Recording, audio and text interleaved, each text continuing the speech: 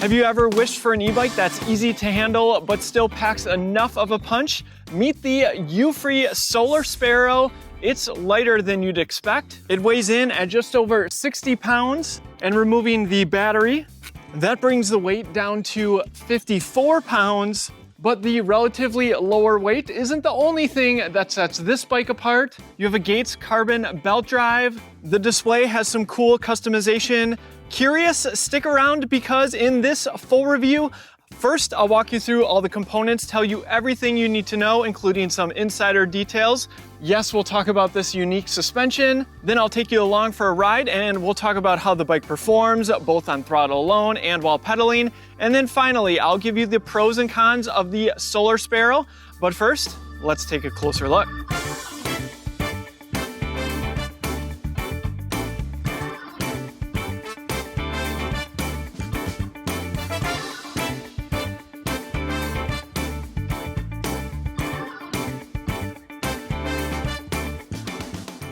You might have noticed that I added some accessories, more on them in a bit. 2025 might be the year of lighter weight electric bikes. We've been obsessed with weight lately because it matters, and the Solar Sparrow is riding that wave. Now, speaking of the brand, they do have two other models. They have the City Robin X Plus, which has a lot of the same features of this electric bike, though adds a true front suspension fork. It also has a bigger battery, welded rear rack. They also have the Stellar Falcon, which offers off-road capability, but the Solar Sparrow aims to offer the same performance, just at a little bit lighter weight. Pricing time, the Solar Sparrow's launch price is $18.99, though just a heads up, it's likely to climb after that. You can check up-to-date pricing down in the description, and using that link before you buy is a free way to support the channel, or just scan the QR code on your screen before you buy. But one of the great things about Euphree as a brand is their growing bike dealer network. It currently stands at 180, so you might live near a dealer. You can see this in person, take it for a test ride, compare it to the other models on the floor. And hey, if you buy in store, still email me your receipt, Ryan@ebikeescape.com. Another thing that stands out to me as a reviewer is Euphree just gets comfort. That means an adjustable stem, swept back handlebars, and perhaps most importantly, a name brand suspension seat post, an accessory that will run you around $130 if you buy it separately. So they're including a lot of the things that most people want. Euphree also decided to offer a number of really cool colors on this bike: Riviera Blue, Americano Ultraviolet, Ivy Green, and what you see here, Canyon Flame. It comes in just a step through for increased accessibility. The measurement right here is 17 inches. Super easy to get my leg over. It fits riders 4'11" up to 5'11". I'm 6 feet tall with a 32-inch inseam, and I can almost get full leg extension. The maximum capacity is 300 pounds, 30-pound max on the front rack, 30-pound max on the rear rack.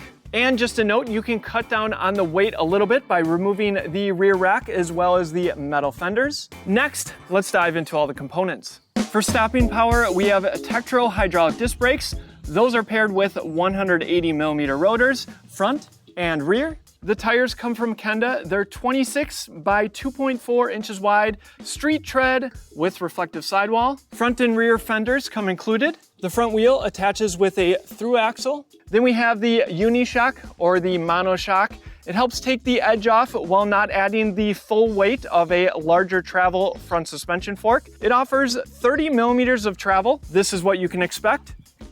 This is Eupphree's optional front basket with their liner, because no basket is complete without a bag inside. And what I like is it keeps your items from bouncing out, and it offers a decent amount of storage, maybe a water bottle here, a zipper pocket right here, and another one here, an additional pouch as well, and it has reflective accents at the front. The front light runs off the main battery, has some side visibility as well, and attaches to the handlebars. Running lights in the rear flash, and then when you hit the brakes, go solid. The cable management is really nicely done right into the stem. You can adjust the stem all the way from 0 degrees up to 90, depending on how upright you want to be. Right now it's set to 30. And to go along with that, you have swept back handlebars. Removing this rubber cover reveals a screw hole, and this is where you can mount your phone using the SP Connect system. There's matching Tektro hydraulic disc brake levers, complete with motor cutoffs, locking ergonomic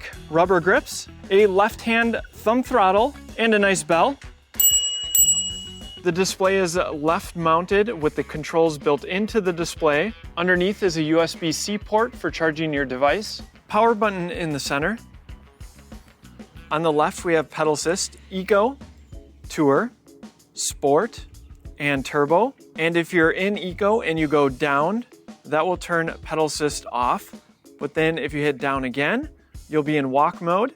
And holding pedal assist down will give you a little bit of assist if you're walking the bike. Holding pedal assist up will turn on the lights, indicator at the top.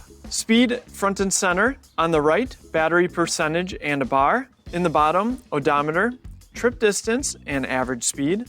To get into the advanced settings, hold pedal assist up and down at the same time. We'll come back to display setting, but some other things you want to be aware of in the main screen here. First off, you have themes. You can change the color. You can set a password, and there's also a factory reset. Let's jump into display setting. We have unit, auto off, trip reset, screen brightness. You can ignore these next two. Drive mode allows you to change it from a cadence sensor to a torque sensor. More on that in a bit. In light mode, you can change what the front light does. If you want it to flash, you can set it to flash, or if you just want it to be solid on, that's what standard does. And then you have advanced setting, where you probably want to spend some time if you want to customize how the bike rides. But there's two ways to get in here, either through display setting and then advanced setting, or from the main screen, hold the power button and pedal assist down, and it will take you right to advanced setting. So first you have ride style. I'll go into Eco as an example. You have timing and power assist. So what timing does is it changes how responsive the sensor is. So if you want the bike to kick in really fast when you start pedaling, you can set it to fast. We're going to leave it at medium. Or if you want it to take a little bit longer for the pedal assist to engage, you might set it to low. And then next, power assist. So in Eco, if you want a little bit more power, maybe you would change that to high. Or if you feel Eco already gives you too much power, you can set it to low. And then yes, you can change these for every single level of pedal assist. We're going to leave everything at medium for each, except in turbo, we're going to change timing to fast and power assist to fast, just to see how responsive and how much power you can get from this bike. Stay tuned for that. Next, we have e-bike class. You can set it to class 1. That's going to be a top speed of 20 miles per hour, and the throttle will be disabled. Class 2 is going to be a top speed of 20 miles per hour as well, but you have access to the throttle up to 20 miles per hour. Class 3 allows the bike to go up to 28 miles per hour, and yes, the throttle is still disabled in class 3 mode, or you can go into unlimited and that fully unlocks the bike. Next, you have throttle settings. So you can actually change the throttle experience. So maybe you're riding and when you use the throttle, you just want a little bit of power. Maybe you would change it to Eco. Or if you want the full power of the bike, you would change it to Turbo. I'll also show that off in the upcoming first-person riding footage. And that is it for the display. Next, the battery. We have a battery cover that's paint matched. Simply push down and you can remove it. Keys go on the left side. We'll turn those to the right and the battery will pop out slightly. And there's this grab strap here, but you'll also need to push this button down to fully release the battery. The battery is 48 volt, 10.5 amp hours. It's certified to UL 2271 by SGS. The entire bike's electronics are certified to UL 2849. The charger port can be accessed by lifting this rubber cover. And there's a button to give you an idea of battery capacity. And if you're looking for a way to protect your e-bike battery because they're expensive to replace, might I recommend our e-bike battery bag. This is the size small. It's a roll top bag, flame resistant and waterproof. And when you clip it into place, it acts as a handle. It also straps to a rear rack if you want to bring a battery along with you. You can check it out at shop.ebikeescape.com. Thank you so much for your support. To put the battery back in, terminals first. And note this indent, because it needs to match up right here. It simply snaps into place. And you can remove the keys. Don't forget the battery cover. Included is a Euphree branded charger, 2 amp output, which means to charge it up from empty, it will be about 5 hours. You also get a multi-tool, as well as this hex wrench, and then finally the mount for the SP Connect system. The V-Low plush saddle offers a decent amount of comfort, but what adds more is the SR Suntour NCX suspension seat post. This is what you can expect, and you can also adjust the preload at the bottom depending on your weight. There's 2 mounting points on the seat tube for a bottle cage or perhaps a folding lock. You get Welgo metal pedals with rubber tread, a rear-mounted kickstand, and then yes, a rear rack with a 30-pound capacity. They also offer a rear basket liner. It offers a little bit more room than the front liner. The rear basket also has a nice handle. And so what's cool is the rear rack is compatible with any MIC accessory, even the ones that we sell at shop.ebikeescape.com, but they're also quick release using this handy tool. Simply push in and it will release. There's a look at the bare rear rack. It attaches to the fender here and the frame right here. The motor is the same one that comes on the City Robin X Plus. 500 watts nominal, 900 watts of peak power, 75 Newton meters of torque. And yes, engaged with a cadence or torque sensor, your choice. Next, the single speed drivetrain. This is one of my favorite things. It's a belt drive, 60 teeth up front, 20 teeth in the rear, and this belt comes from Gates, perhaps the same brand that makes the belt for your vehicle. One of the main benefits is simplicity. No chain grease to worry about, just hop on and ride. These belts are rated for 10,000 plus miles. And if you haven't ridden a belt drive e-bike, I highly recommend it. Speaking of riding though, let's get into some first-person riding footage. We'll test out the motor, the cadence sensor, the torque sensor, the single speed drivetrain, and we'll see how the bike performs up our hill climb test. Let's jump right into things with throttle only. Just so you know, I have the bike unlocked. The top speed will normally be 20 miles per hour on throttle alone in class 2 mode, but let's see what this bike is capable of. 3, 2, 1, throttle only. 15, 18, 20, and there's 20. And you can probably hear the motor. It has a whine to it, certainly, especially as it ramps up the power. 27 miles an hour, and I think that's going to be it. So plenty powerful. Just make sure that you're following all of your local laws and regulations. And remember, I talked about how you can change the throttle experience. So I changed it to Eco. Let's see what happens now. 3, 2, 1, throttle only. And you can probably already tell that I'm going much slower, 7 miles an hour, and just getting a gentle amount of power up to 11 miles an hour. And you might be wondering why you would want this. Well, some people don't want all the power of an e-bike. They want just a little gentle takeoff. They don't want all of that acceleration, which it seems like this bike still has. So you can turn it down to Eco and just cruise at a much slower pace, which I think is a cool feature. And we did get up to around 14 miles an hour, 15 in Eco, but it's definitely slow to get to that speed. All right, next I'm going to make sure it's in cadence mode. We are going to set it to class 3, and I'm going to start off in Eco. Now, something to keep in mind, I'm going to talk a lot about the single speed drivetrain, but because this is a single speed drivetrain, remember, they kind of have to pick a gear ratio that works all the way down to getting started up to 20 miles per hour, which is where I think this bike really fits in. I think class 3 speeds, while attainable, it might not be a great riding experience. We'll find out. So more than most, this might be a bike where you just want to use the throttle to get started. That works, and it can help you ease into pedaling, but I'm going to start with a pedal stroke here. And the engagement is really fast, even though I have it set to medium. And nice and easy, spinning my legs, 11 miles an hour. And so you can expect at lower speeds, the cadence is just going to be slower. Now, if you aren't familiar with a cadence versus a torque sensor, what the difference is a cadence sensor simply measures whether you're pedaling or not. Think of it more like an on-off switch. If you're pedaling, yes, then it will give you motor power, yes, still depending on the pedal assist level. Whereas a torque sensor that I'll show off in a little bit measures your pedal input and kind of rewards you as you pedal harder. So Eco, cruising 14 miles an hour, super easy. Let's go into Tour. Creeping up a little bit here to 17 miles an hour. 18 miles an hour.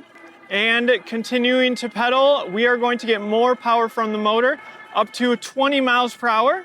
And just above this is where I start to feel like my legs are spinning a little bit too much. So this bike really best suited for a Class 2 electric bike. And I'm cruising around 21, 22. Let's go into sport, higher yet, 23 miles an hour.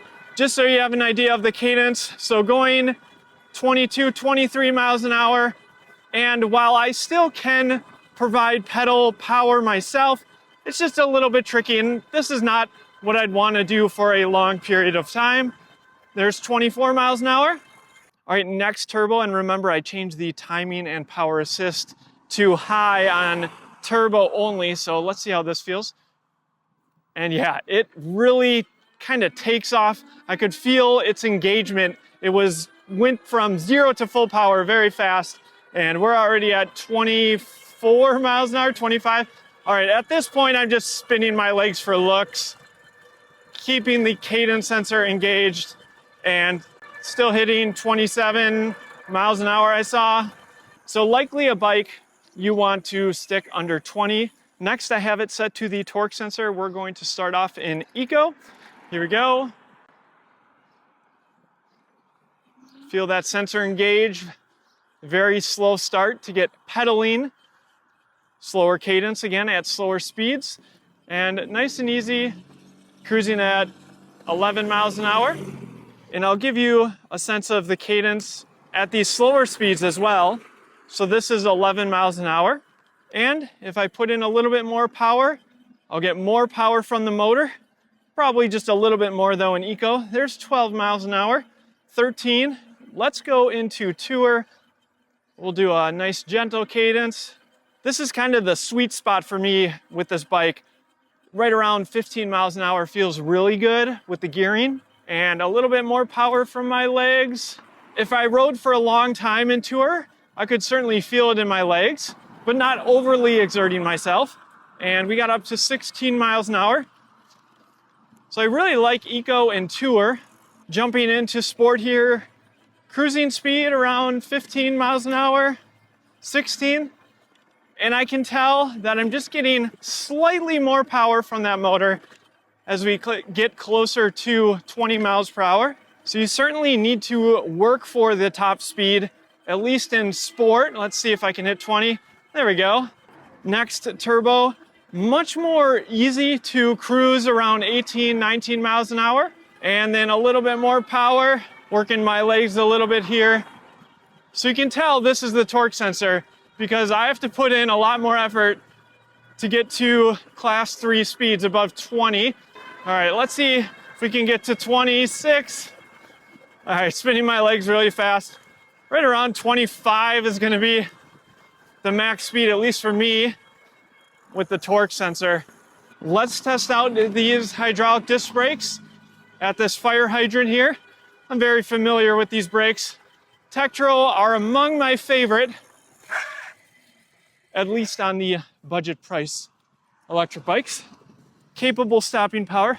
Let's talk a little bit about comfort.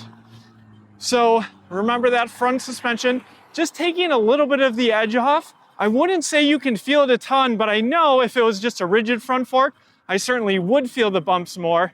But based on the riding position on this bike, remember you can be more upright, swept back handlebars, which means inherently you're putting less weight on the handlebars, which means the suspension seat post is really what does the heavy lifting as far as comfort goes on this bike.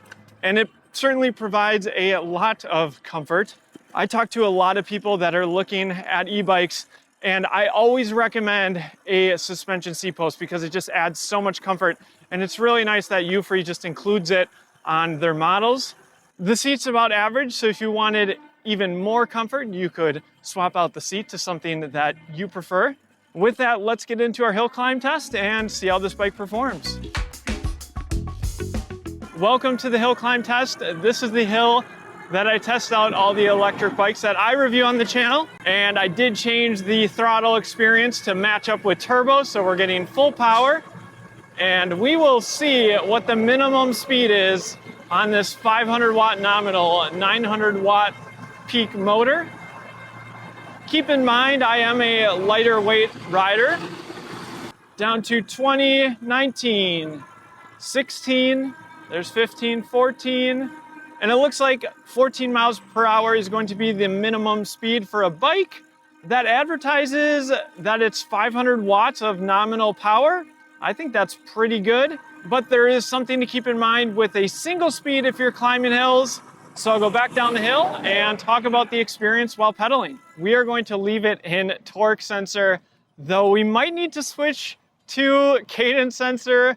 We'll see. I can already tell in eco, the hill really hasn't even started yet, and this would be extremely hard to keep my legs moving up this hill. It would just be so slow. So let's go up to tour, see if we feel any difference there. Just a slight improvement. Let's go up into sport.